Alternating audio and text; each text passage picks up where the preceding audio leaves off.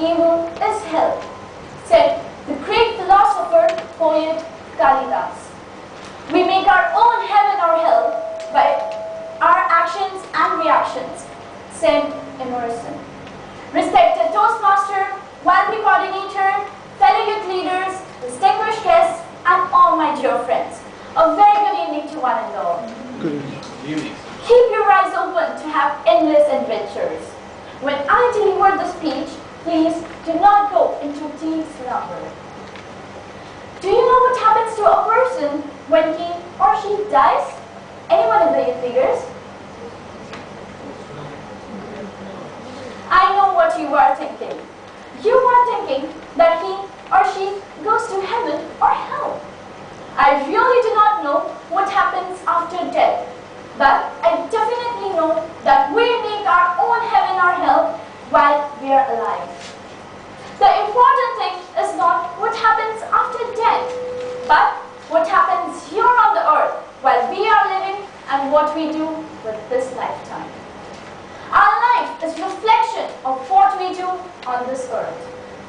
Heaven and hell are states of conscious mind, not physical location. We make our own heaven or hell by our thoughts, words, and deeds.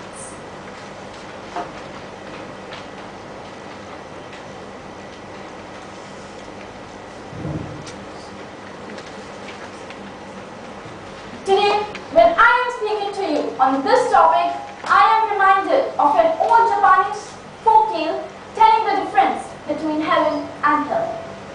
Once a young man visited hell. He saw many people on the dining table with full of finest food. They all looked thin and weak, crying in despair. A closer look revealed that their hands had only 2 fingers, formed into shape of Japanese chopstick, 4 feet long.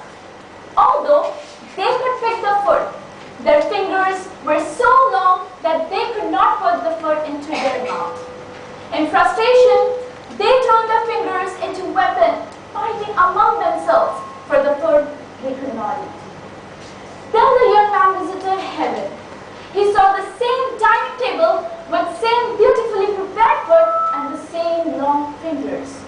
But here everyone was laughing and smiling at each other. They all looked healthy. There was no fighting because they picked the food and extended to the other side of the table to feed each other. I am sure you must have understood the difference now. In most of the situations, we can determine the kind of experience we are going to have by how we respond. We all do things that are typical of us and that define our world somewhat, a heaven or hell. Let me tell you an incident that happened to me.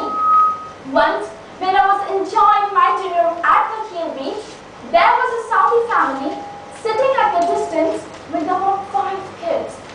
When I looked at them, one child immediately stuck his tongue out at me. My first reaction was to stick my tongue out at him.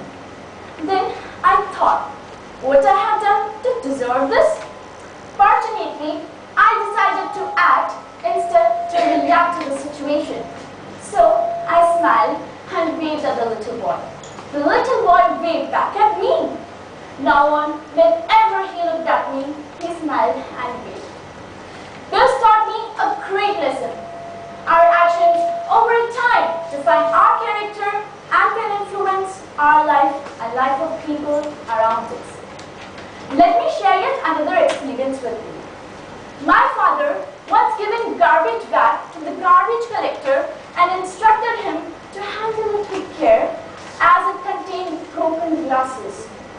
I was surprised that my father was talking to a garbage collector. I said, my father, then why do you waste so much of time explaining him of results? He replied, I don't want the garbage collector to get hurt. He set a good example for me to understand that how important it is to take care of people around us. Such actions come along with good character and define our heaven or hell. Good is heaven, evil is hell. We make our own life a living hell or choose to bring heaven into it loving, kindness, mercy, and forgiving.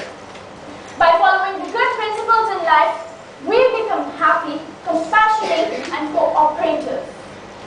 We make this earth a heaven. We make this earth